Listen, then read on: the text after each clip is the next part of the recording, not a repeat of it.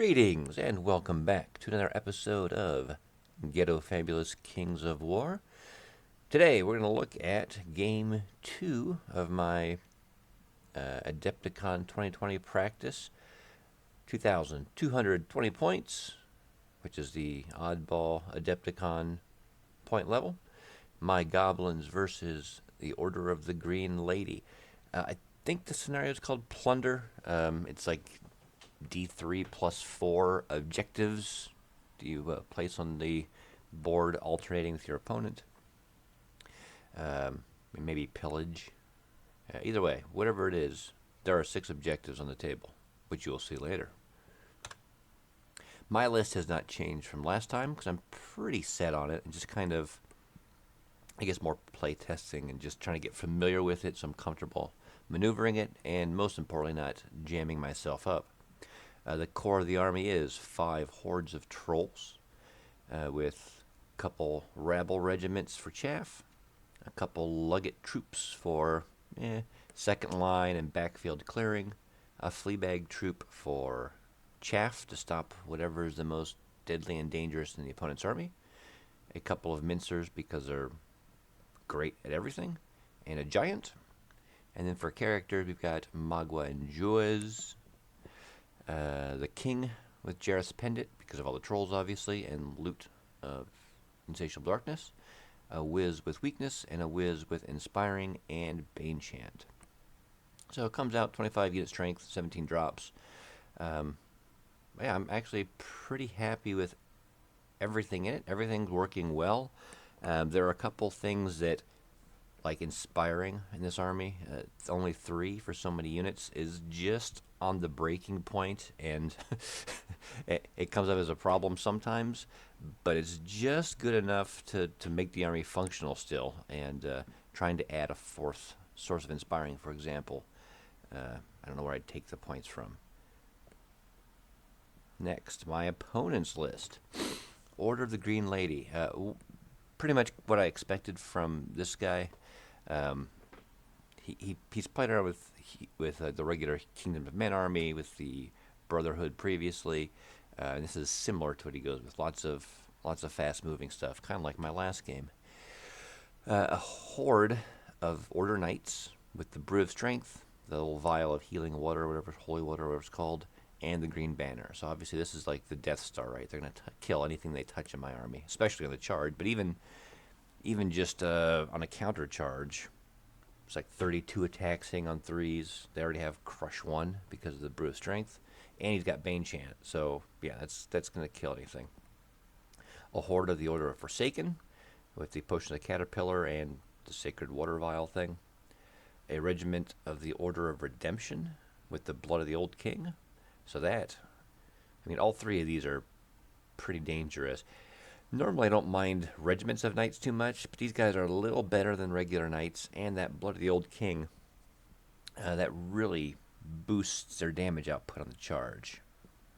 At least the charge, wherever they want to use the blood here. 2 hordes of men-at-arm retainers, which, if you're not familiar with them, really are just your most basic humans. Defense 4, 25 attacks, no crushing. 2 beasts of nature, with the fly and vicious and 7 attacks upgrades, a Pegasus, 2 woodland critter regiments for chaff, a unicorn with heal and the loot of Insatiable Darkness, and a druid with Shroud of the Saint and Banechant.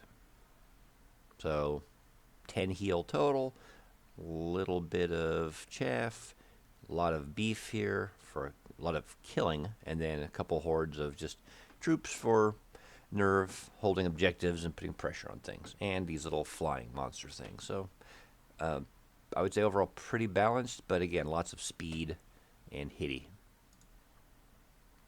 Like my last game, if you watched it, I anticipate I'll be horribly outmaneuvered. My army is almost all infantry, much slower, but I do have more depth. I've got more units, more unit strength. So just like last game, I'm going to have to try to be patient, not over advanced and expose my flanks.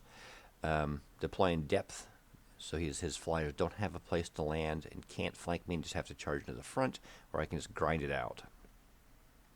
The Horde of Knights and Heal 10 ultimately mean two things to me. The Horde of Knights, I'm either going to have to dedicate a huge amount of my army to kill it, which means I'm not dedicating units to kill other parts of his army, or I'm just going to have to mitigate it by sacrificing trash to it, install it, and just try to limit its impact on the game while I focus on the rest of his army. And his healing means that I think it talks about here too, I've only got limited shooting in the army, so normally if you don't have any heal in your army, lightning 10, that's enough to add a little bit of damage over time, some chip damage, clear chaff, that kind of thing. But if he's got heal 10 versus my lightning 10, the heal 10 will out heal whatever limited damage I put out. So I can't pressure him as much as I would like to, and as much as I could my previous opponent. Unlike my previous games, where I had a more mobile army, where with objectives I kind of wanted to spread them out because I had more units, more drops, and more mobility. This time, because I'm so slow and so grindy, I'm going to try to keep the objectives close together, because just getting spread out is not going to help me at all. Didn't get a picture with just the terrain. This is after deployment, but we can talk a little bit about terrain. You can see there's 2 hills, 2 forests, 2 impassable buildings, a couple obstacles, and then we were counting these as flat, no height at all, but difficult terrain.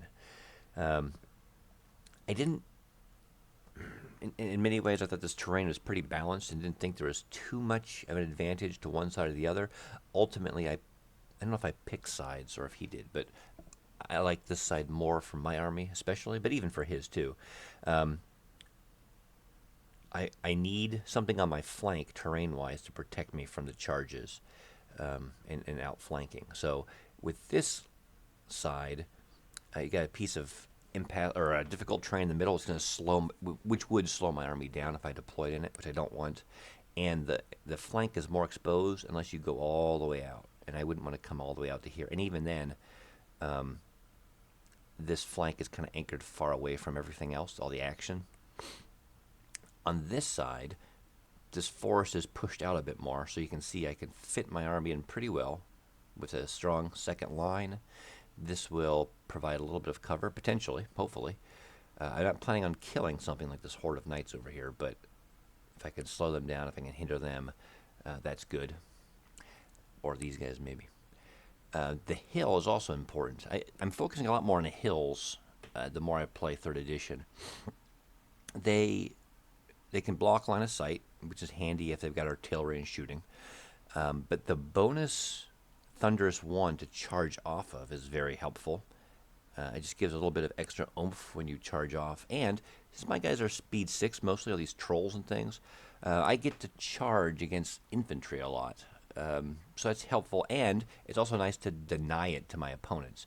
He's got a lot of these knight regiments and things. If he had this in the middle of his deployment and he could move his stuff on there, suddenly they've got this bonus to charge off. I don't want that. So it's either helpful for me or nice for me to deny it to my opponent. As you can see here, the objectives, I don't remember exact order, which is unfortunate because it's kind of important for when you're talking about tactical analysis and how things go. But in general, my gut feeling is I probably started deploying like towards the middle, a more neutral position, and then deploying off to one side. I didn't want to be over here, which I'm not quite sure why. I think, because of the terrain, I figured whichever side I'm going to get, if I'm on this side, I'm going to use this as my flank to screen my end. So I want all the objectives here because I need to keep them condensed and close because my army is going to be condensed and close. And if I'm deploying on this side, I don't want this splitting up my army. So again, I'm going to deploy on this chunk of the board, so I don't want anything way over here. I want it all here. So I probably would have deployed an objective in the middle. Then I would have deployed one off to the side to kind of start skewing things that way. In some ways, I was kind of surprised that my opponent kept things close together too. I guess You know, I could see if I was him, maybe deploying one way off and just sitting a woodland critter on it. But if he wants to bring his whole army in and he wants to use them as chaff, maybe in his mind it's good to keep them all close together too. And he's got these two hordes of infantry, which, if they plant themselves in the middle here, may be able to hold two objectives. So keeping them close together in central is not a bad idea for him either. So you can see kind of the deployment. We'll talk through exactly how things are. So he's got in the front here his unicorn, and behind it one of his flying beasts. Infantry infantry horde with the Order of the Forsaken horde behind.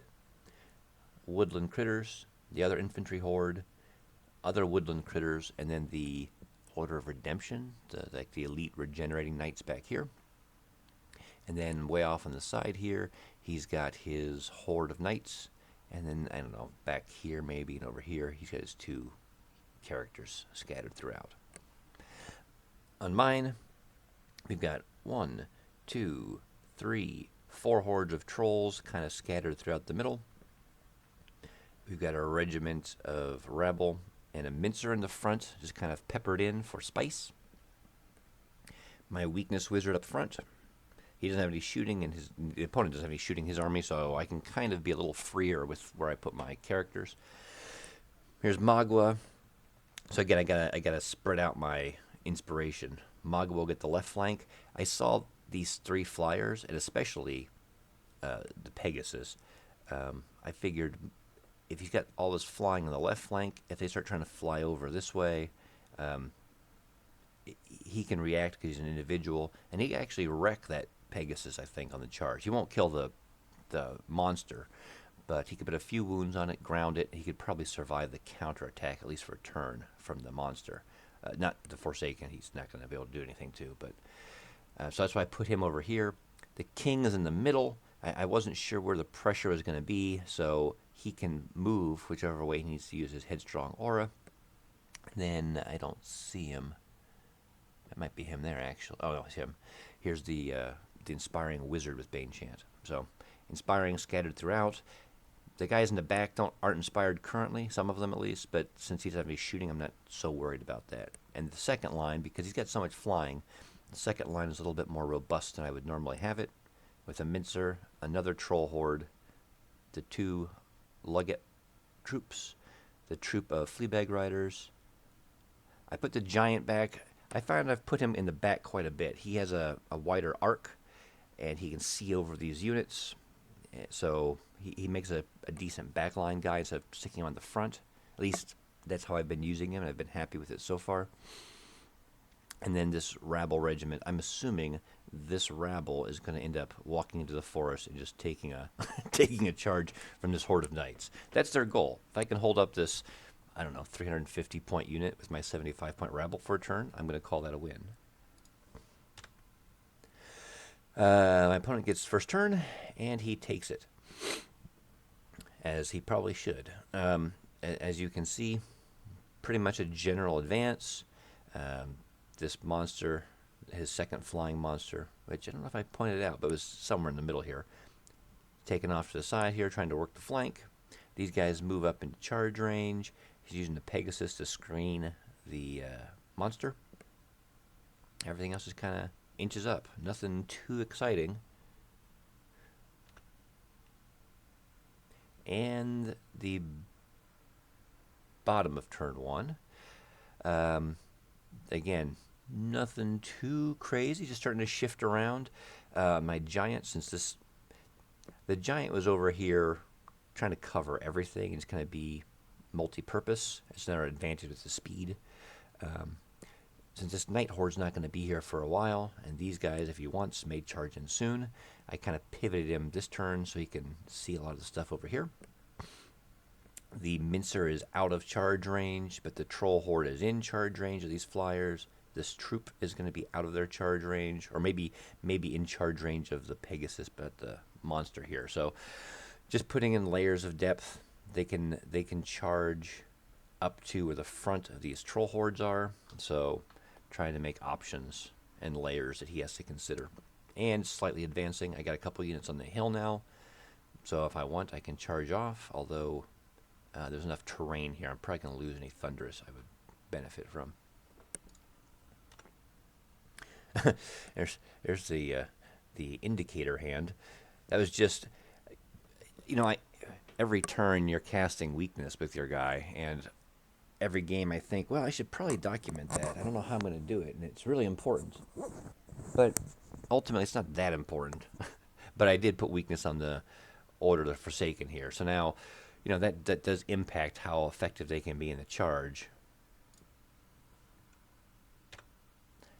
But I think you'll see in most subsequent turns, I start tending not to track every weakness casting. Although I will say, with the blanket statement, weakness has proven to be very useful. I've been very pleased with it. My opponents seem very frustrated with it. If I could take more than just 2 wizards, I could certainly see maybe trying to cram in another wizard with just weakness. Second turn. He considered trying to charge in over here, but realized, nope, there's too much. There's just too much beef over here for him. He's not going to be able to kill anything, and he can't get behind me anywhere. So he's going to let that sit.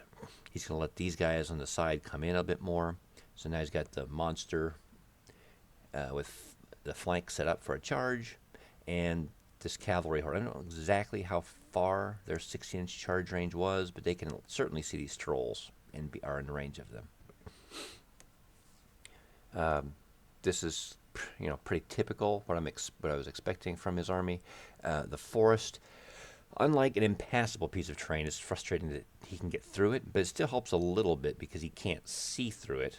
And if he wants to go into it so he can see through it, then these, even though the rabble suck, I would be able to countercharge. And that's about it. Any lightning damage I did, of course, is healed off, so I'm not going to talk too much about that anymore.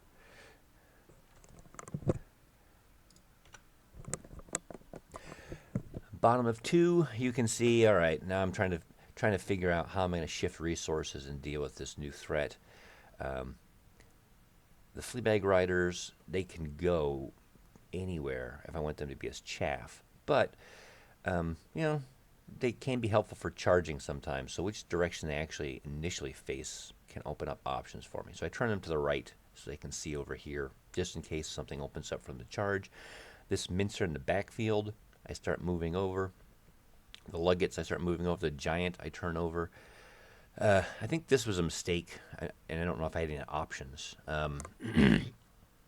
These trolls are still visible to this Night Horde, and they're in range. And I know, since they've got the banner, the green banner thing, they have Pathfinder, so they can get a clear charge off. So, and they're going to get wrecked if they get charged by this Horde. So, I don't know if that's a good trade, because I don't have a lot of stuff over here to kill that Night Horde.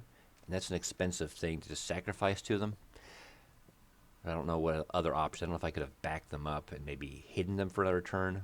But I don't like this play. I don't know if I had a better option available. This dragon monster thing had a flank charge on the trolls here.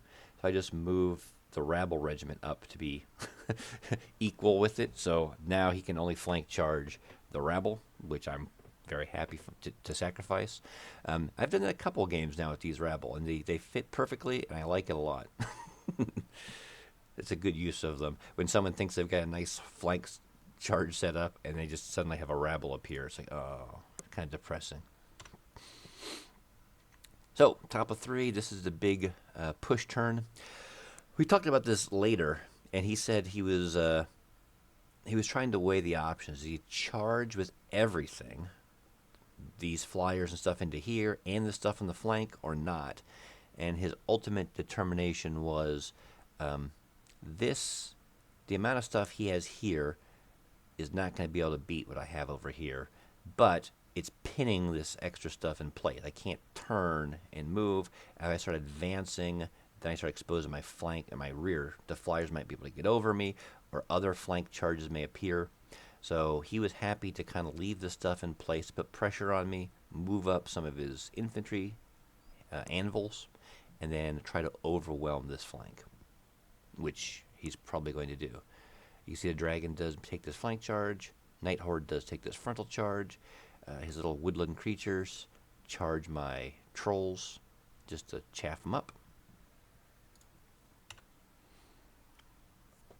Just a little zoom in so you can see it a little closer. And yeah, the rabble horde dies. You know, they had a decent chance to survive. They're 12-14 nerve. He has 14 attacks hitting on 3s.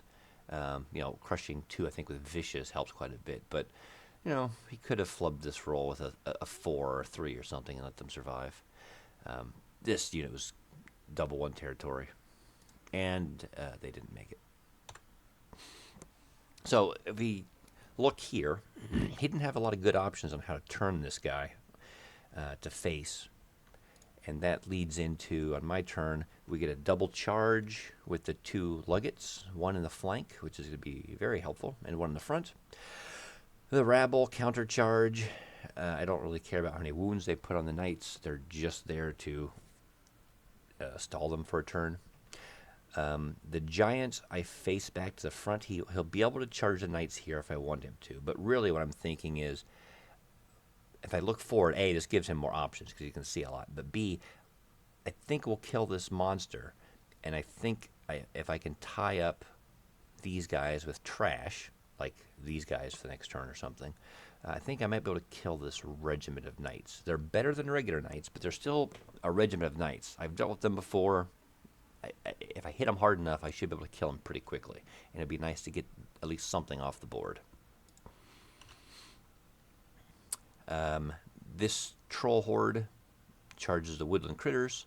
I charge off the hill here with a lot of units into this infantry horde. The way it works with this guy charging in, these guys will get to keep their bonus for charge, but it doesn't matter because they're defense 4. So, more importantly, he bumps them off so they're not hindered anymore. This is dangerous. Even if I do kill these guys, this unit's going to be screwed because either his flank's exposed to these guys, or he pivots all the way to the left to face them, and then his flank's exposed to this Order of the Forsaken. But I was getting pressured. I got to do something, so we're going to go for it. On the right, good news.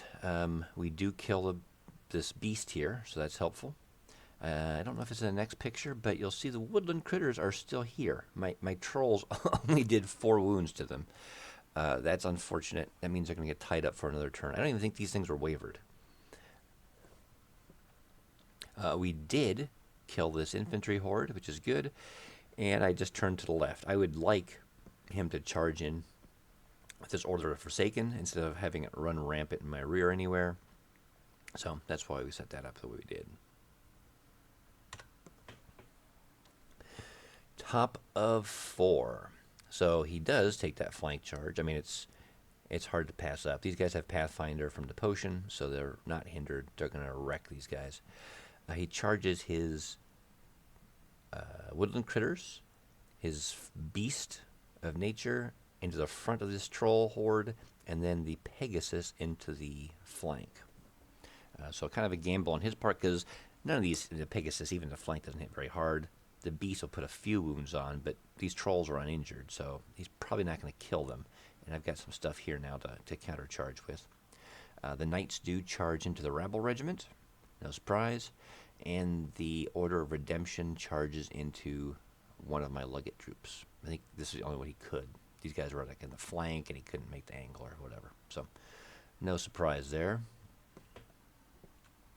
Oh, and you can see up here in the upper right, he's just got his other woodland critter regiment just sitting on one of the objectives. I think this one's actually down a bit. It's more like in the woods, and that's what the Night Horde's trying to hold while killing stuff. And they have no difficulty clearing stuff out. The Night Horde obviously wrecks the rabble. Order of Redemption destroys my little Luggate troop. All this charging, even though I wasn't expecting him to do a lot, he does much less than he should have. He only puts 3 wounds on them, which is fine.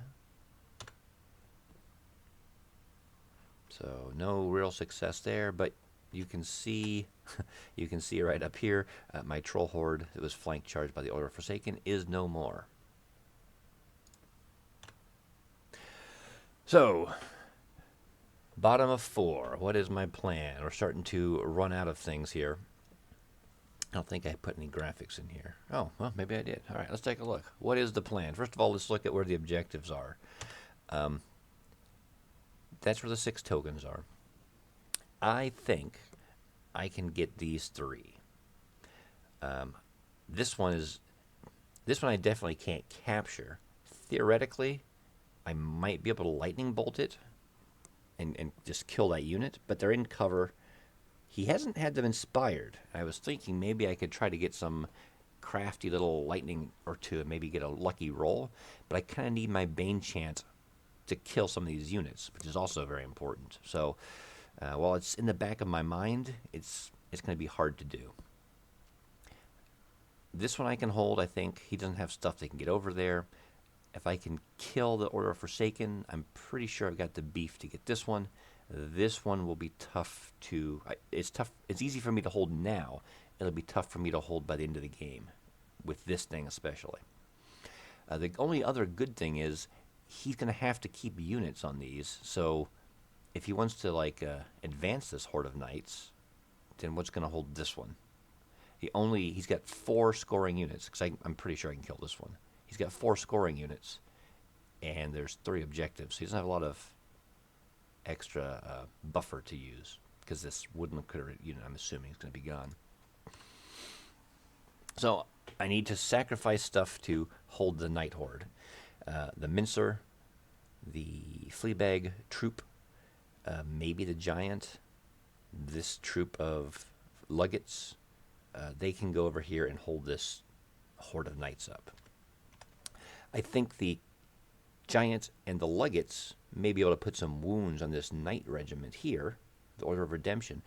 If we can kill it, and then also, after killing it, subsequently sacrifice ourselves to hold this Horde up, we'll be good on this flank. The other thing is, this Lugget troop actually has a flank charge on the little beasts here, or the woodland critters. I can charge them across, push them through this troll horde, can flank charge or rear charge this Pegasus, and then I can start trying to push through up here as well, and then the rest of these trolls can also move up and kill the Order of Forsaken.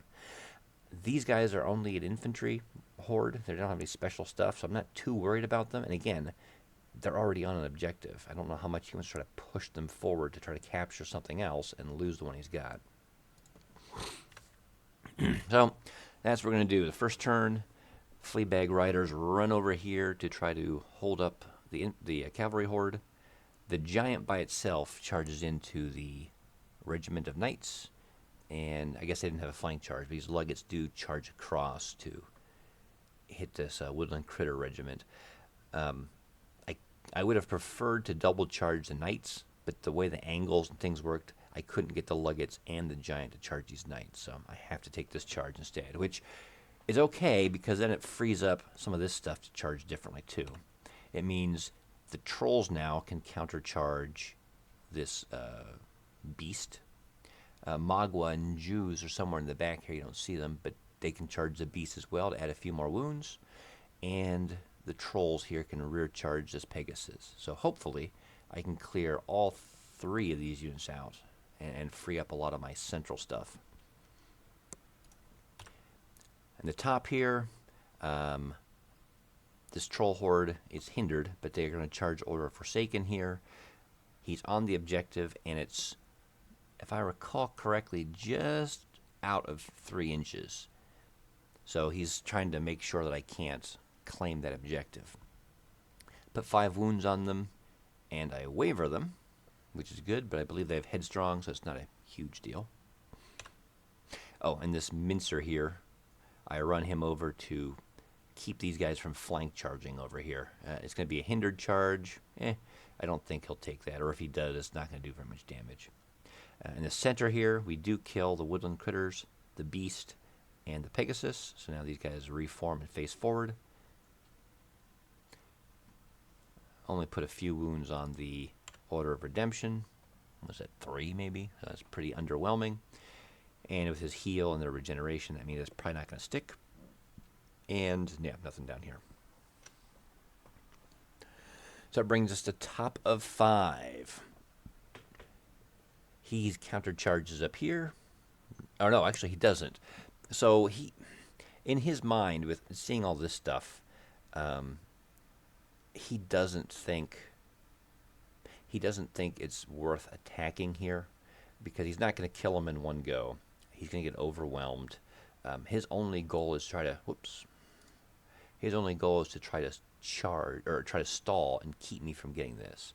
So he doesn't charge. He just stays engaged there to make me do another hindered charge and try to keep these guys alive long enough to deny me that objective. He doesn't charge over here because, again, he wants to stay close to the objective, and it's going to be hindered. He's not going to accomplish much.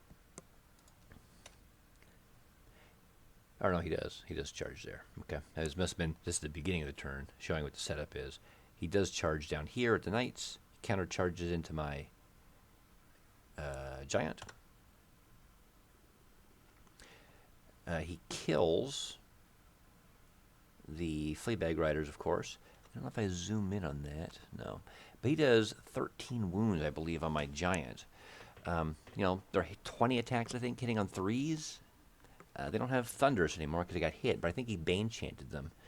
And when you start having a unit with hitting on 3s, a lot of attacks that gets vicious and elite, you can really spike damage. I was actually a little concerned this guy might get killed, but thankfully he survives. But you can see I'm running out of units here, and my original plan had been to start moving the Mincer over here too, try to sacrifice him to hold things up. But now it's like, okay, what am I going to use to hold this? If the Mincer goes forward and these trolls start moving forward to hit stuff up here, that's not going to work. I think there's another troll horde just over here actually that can hold. No, that was this one. So yeah, I'm running out of units as well. Kind of the same problem he has. So, bottom of turn 5. There was a troll horde here that now combo charges with this troll horde to try to take out the Order of Forsaken. They're both hindered, but it's a lot of attacks. There's a slight opening where Magua and Jews could see his unicorn, so they nimble charge through and hit that. I believe the Mincer charges. I'm not quite sure why. I didn't just let him sit there and block it. Maybe I thought, well, we can start adding a few wounds on here. Maybe we can kill him. This troll horde was the one that was here. It's turned left and started moving, so I can actually hold this objective, while the Mincer has actually moved up to hold this objective. And then this Luggate troop I'd kind of looked at originally at that planning phase, trying to move across. I think I've got enough stuff over here now. It's more important to hold this stuff up. So it and the giant combo charge into the Order of Redemption, and that nicely slides my giant over a bit to kind of hold this horde of knights up. We get him up to 11 wounds, and we have Brutal, but it's not enough. We don't kill the knights. I don't even think we waver them, or they may be fearless, I don't know, but they don't have any marker there. So they're probably free to act next turn, which means they're probably going to kill my Luggate troop, and this horde is probably going to kill my giant. So here's a good gamble, and it didn't pay off. You can see, let me skip forward, yeah. So he would have healed last turn and taken some of these wounds off that Order of Forsaken. 2 troll hordes, even hindered, that's 36 attacks, hitting on 5s. I get 5 wounds. I don't even waver this Order of Forsaken. So he may, if he's very fortunate, may be able to continue hindering me here. I don't kill the unicorn either. We put 9 wounds on him, and we roll snake eyes. So that's a little bit frustrating. He is at least disordered now, so he can't heal these guys anymore. But a little annoying. Top 06. So yes, flank charge from this horde of knights. That guy's gone unless I get a lucky snake eyes. I'm expecting these guys to be gone. I only put 1 or 2 wounds on those guys because hindered. I'm sure he countercharges here. It looks like he's already charged here because you can see there's a 1 there. So his unicorn didn't have anything else to do, but he rolled double 1. So he countercharges Magua and Jews, puts 1 wound on him. And again, the Order of Forsaken here does not countercharge. And we looked at it and we decided that they were both in the front. So he didn't have to shift or move or anything. I don't get a flank charge next turn. So he was happy with that. And yeah, gone. Mincer takes a wound, which is fine. And yeah, no wounds here because he just sat. So you can see, all right, if the game is going to end on turn 6, what's it look like for me? I've got this one. This guy can move over here and take this one. I have to kill the Order of Forsaken and overrun or pivot, so I'm close enough to capture that one. And if I can get all that, it'll be 1, 2, 3 versus his 1, 2, 3. So trolls move over and they face forward in case, I don't know, we need to. Countercharge here. The Mincer, instead of hitting here, I just drive him across to block both these up so they can't get in. I figure I don't have to worry about this troll's flank as much anymore because either we're going to kill the Order of Forsaken, he can turn to face, or if I don't kill the Order of Forsaken, I'm screwed anyway. And I'm hoping with all this stuff here, this Night Horde is going to be kind of jammed up. Either it won't be able to charge over here, or if it does charge over here to kill my Mincer and claim this one, then he's abandoned this one. I don't know if these guys will be able to get over there. So, because I'm so close, if he pivots, he's going to get within an inch of me. We do kill the Order of the Forsaken Horde. Reform. Set up for the next turn. But there is no next turn. So it ends up a draw. And actually, kill points wise is very close as well. 1,000 to 1,060 or 1,100 to 1,160. He killed 60 more points, but it wasn't much. And actually, we went back and kind of looked at it, kind of war gamed it out. We assume if it had gone to a turn 7, it still would have been a draw. Because again, he could have moved his Night Horde up here to contest this one. Even if he doesn't kill my Mincer, he can contest it. He couldn't back up far enough to get close to this one with the Knights and then run those guys down. So he could have tried to attack and move forward here somehow, but that's not going to get anything. So, yeah, the way he worked it through, turn 7 probably would have been a draw as well. So overall, overall I'm still pleased with the way my army performed, the options and tools it gave me. Again, I think in many ways these Alpha Strike kind of mobile flanking armies are the hardest matchups for me.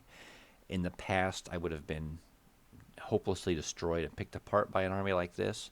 The fact that I was able to fight to a draw in this case, and the last game actually fight to a win is a good sign for me. This list is very similar to the list I played last time. Again, kind of alpha-strikey, mobile, working flanks. I think this one's a little better. Just the way it was set up in the tools, I think it's a slightly more effective one. I think, like I mentioned before, I think I screwed up in turn 3, letting that Night Horde charge my Troll Horde. I don't know if I had a real option. Looking back, I have to go back at the pictures and think it through. But I keep thinking there must have been a way I could have backed up, denied line of sight, and saved that Troll Horde for one more turn, and that would have really hindered that Night Horde. I'm finding Headstrong. The big problem with trolls is their terrible nerve, and they waver all the time. And you take the king with that pendant to try to mitigate that.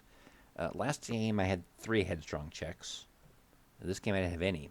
And in fact, kind of a spoiler for the next report, the next game I played, I don't think I had any trolls waver and take a Headstrong check then either. So I don't know if it's because I know I've taken trolls in the past, and they've wavered a lot. So I had to take items to mitigate that. So I'm wondering if it's more just now that my opponents know I have a headstrong aura, they're less likely just to charge in a little more recklessly. Maybe charge in with a night horde and go, yeah, or not night horde, but night regiment.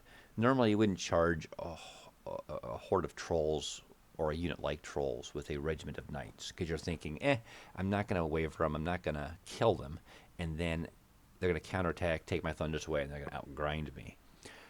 But,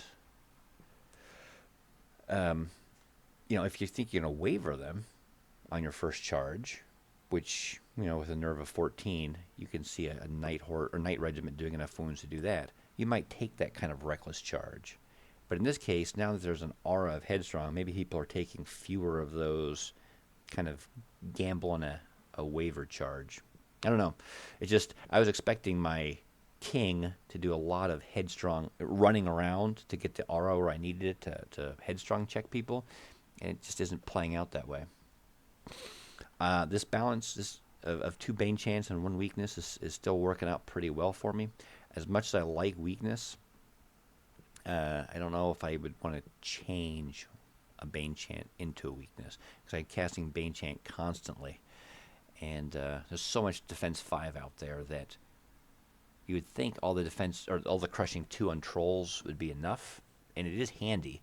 But trolls they don't hit. They just don't hit enough. So you need to make sure each of those hits counts when you're hitting on defense 5 stuff.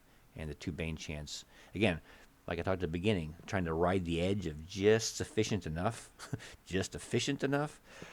2 Bane Chants is just enough to get me by, and 1 weakness is just enough. Most of the armies I've played lack a mega hammer, and this is no exception. Things like the horde of cavalry I fought this game, the horde of Frostfang cavalry last game, a unit that I can just point at something, send it off, and almost be guaranteed to kill it instantly. Those units are very expensive. They don't have a lot like that in the Goblin army, so it's not really even an option. That mincer mob, the larger one, the regiment, might be the closest, and it's about the same price as a troll horde. But I don't know if it's what I want. I'm happy with the army as it's performing, so I don't know if I may play around with it in the future, but at least for this upcoming tournament, I'm thinking I might keep it the way it is. One of the reasons I wouldn't take it is I'm extremely paranoid about artillery. I don't have any heal. The trolls, at least, if they get hit with artillery, they can kind of regenerate and maybe mitigate some of that damage. And especially if a unit takes a lot of damage, maybe I can screen them with the cavalry or move them behind terrain to let them heal for a turn or two from regeneration. The mincer mob wouldn't get that, and it would, I assume, just get targeted and hammered by artillery. So, as much as I would like to take one, I don't think it fits as well, so I think we'll keep it as is. That's it. That's the report. We'll see how Game 3 goes. It's already put together. Just need to narrate it and post it up as well. But I like the army. I think it's going to go well. It's different in many ways that I'm used to. And, I'm trying to alter my play style. Again, I'm more passive and reactive. And if you start looking at some of these pictures, yeah, I was passive reactive over here, but I kind of had to be because this Night Horde was just unstoppable. But I was uncomfortable, but I kept trying to force myself forward on this left flank. It's like, all right, I have to get up there. I have to start putting pressure on him. I have to make him decide what to do to these flyers. And he backed up a little bit for a turn or two, and I'd get in range with my trolls. But in the end, it kind of worked out where he had to make a decision to charge in at one point. And in general, the game, it was a draw. The game plan kind of worked out like I was supposed to. I did stall these knights, not as well as I'd like, but they didn't get in. And I did overwhelm the left flank. Not enough to get this objective, but at least enough to get this one. So, being a little more aggressive, I ended up with, 2 troll hordes up here. So, in my character. So, to some of you people, that may not look very aggressive at all. And you may be thinking, Why does he have so many trashy units? Why doesn't he have a bigger Death Star type unit like this? Why does he have so many drops? But it's hard to change. I'm an old man stuck in my ways, so I'm making baby steps. Thanks for watching. Hope you enjoyed it. Leave me your comments below.